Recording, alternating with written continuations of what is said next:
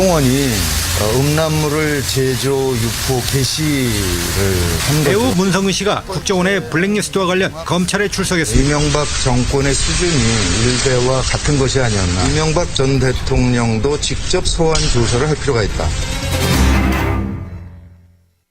이명박 정부 시절 국정원이 만든 문학의 예술계 블랙리스트의 실체가 드러났고요. 검찰 수사 시작이 됐습니다. 어제 피해자 가운데 첫 번째로 배우 문성근 씨가 참고인 조사를 받고 왔는데요.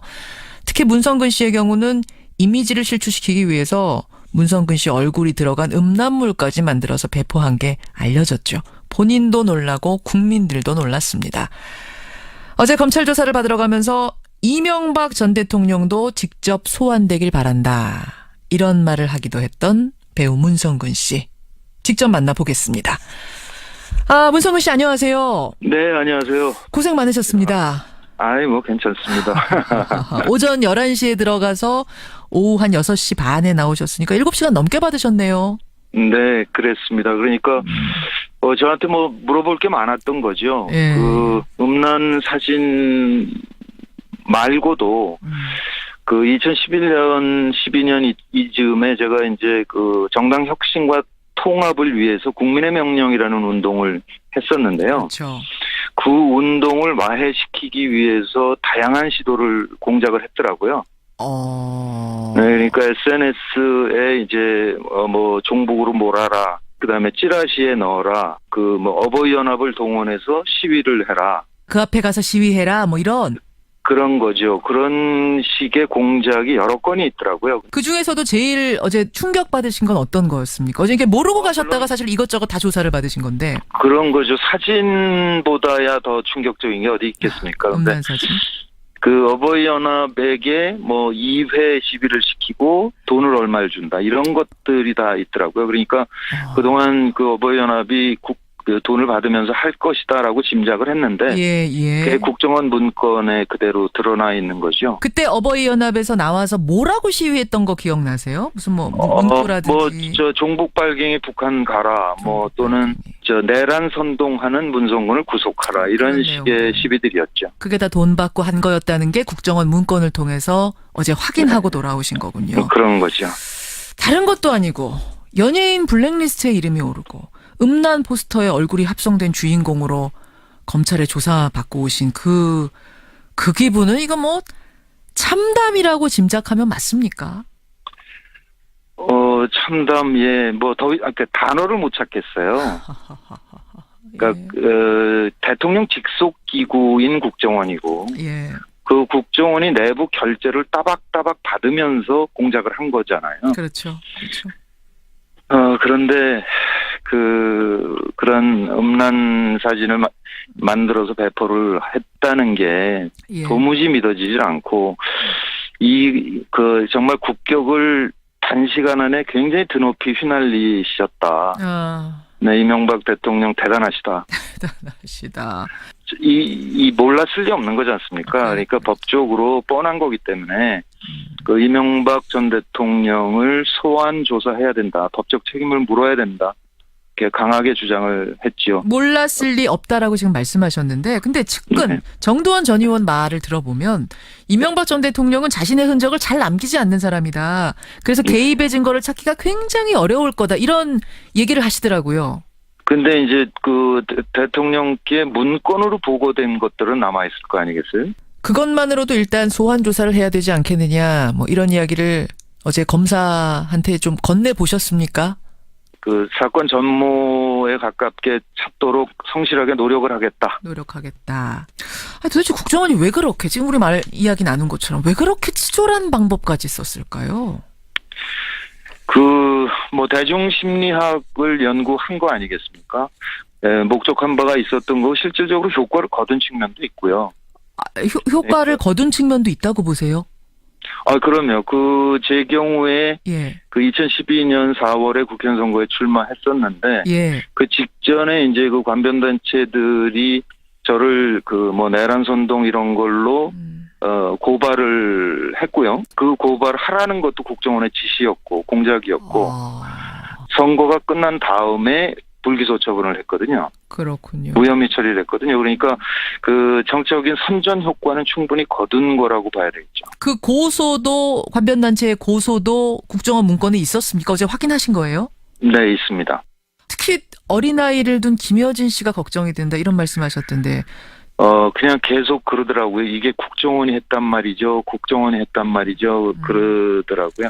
그게 한번 뭐가 올라가면 아무리 삭제해도 계속 남아있잖아요. 인터넷이란 게 그렇지. 계속 퍼져나가니까. 네. 그러니까 그 자녀를 생각할 때 예. 제가 다 소름이 돋습니다. 그러게 말입니다. 자녀가 지금은 어려서 뭐 검색을 못 해볼지 모르지만 예. 조금 지나면 시작할 텐데. 마음이 아프네요. 배우 김규리 씨에 대해서도 어제 많이 안타까워하셨어요. 그 어떤 점이 그렇게 김규리 씨 생각하면은 선배로서 먹먹하세요? 배우 일생을 보면 예. 20, 30대에 연기력도 키우고 부지런히 자기를 알려서 입지를 확보해야 돼요. 그렇죠. 그런데 그분은 한창 알리고 연기력을 키우던 20대 후반, 30대 들어가면서 그 멈췄기 때문에 예. 회복할 수 없는 상처를 받은 셈이죠. 댓글 공작단의 공격을 굉장히 심하게 받았거든요. 그 김규리 씨가 PD 수첩 광우병 이야기 나온 후에 촛불 국면에서 자기 목소리 냈던 거 그게 이제 문제가 그렇죠. 된 거였죠. 그 딱 한 줄 쓴 거 갖고 지금 그랬는데 그때 공작조가 만들어냈던 논리가 아직도 잔상으로 남아 있어서 이번 블랙리스트가 발표됐는데 또 공격을 받더라고요. 이번에는 근데 공작조가 아닌데도 일반인들 머릿속에도 뭐가 남아있는 거예요. 그게 남아있다는 거죠. 그게 풀리질 않으니까 지금도 당한 일에 대해서 증언을 하고 싶은데 무서워서 못하겠다는 거예요. 자기가 무슨 말을 하든 또 공격을 할 것이다라는 그 공포가 있는 거죠. 트라우마가 아직도 있는 거네요. 아직도. 그렇죠. 10년이 지났는데도. 그러니까 그 블랙리스트 처음에 발표됐을 때 그렇게 울더라고 그러더라고요. 어떤 기자가 전해주는데. 김규리 씨가. 예. 저랑 통화하면서도 울대요. 아이고. 그랬군요. 무서워서 못하겠어요, 선배님, 그러면서. 아우, 그냥 펑펑 울었다고 하는 얘기 전해 들으니까 마음이 많이 아픈데, 이런 피해자가 밝혀진 것만 82명입니다. 지금 드러난 것만 82명입니다. 예. MB, 정도, 네. 원세훈, 이 사람들을 상대로 민형사상 소송을 진행할 예정이시라고. 이거는 확정을 하신 겁니까? 네, 확정했습니다. 그래서 그 명단에 있는 분들에게 일일이 연락은 안 하고 있는데요. 한 5, 6명 정도 참여하겠다는 의사를 밝혔고요. 아, 그래요? 김미화 씨는 이미 저희 프로그램에 나와서 의사를 밝히셨고, 또 누가 네. 있습니까? 의사 밝히신 분이? 뭐 본인들이 괜찮을지 모르겠는데 그래도 저는 지금 얘기하고 있는 중이라서 그렇군요. 제가 공개하기엔 좀, 네. 김미화 씨, 문성근 씨 포함해서 대여섯 명 정도는 이미 의사를 밝힌 것으로.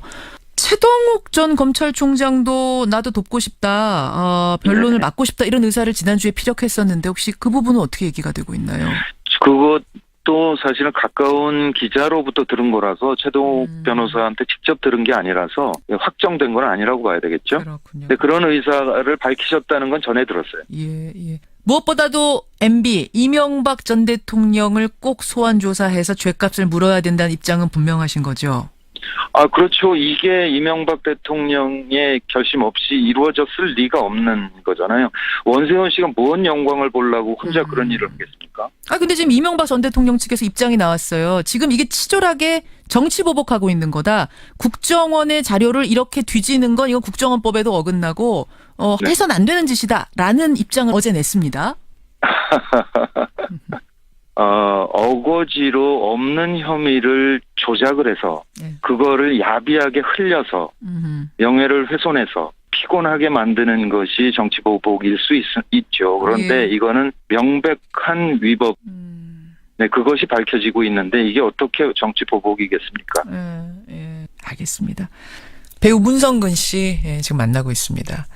그나저나 얼마 전에 드라마 끝내셨죠? 네, 그랬죠.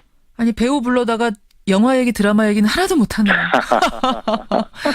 아이고. 레드카펫에 서야 되실 분이 검찰청 포토라인에 서시고 기막힌 일이에요. 생각해보면. 네, 요번에 이제 복귀하면서 배우로 복귀해서 참 행복하다. 이제 열심히 해야지 이렇게 예. 생각을 했는데 예. 끝나자마자 사진이 나오는 바람에 이렇게 지금 불려다니고 있습니다. 검찰청 포토라인보다도 이제는 레드카펫에서 자주 뵐 수 있기를 기대하겠습니다. 그렇게 하겠습니다. 고생 많으셨습니다. 고맙습니다. 네, 고맙습니다. 예, MB 블랙리스트의 피해자로 어제 검찰 참고인 조사를 받고 왔습니다. 배우 문성근 씨였습니다.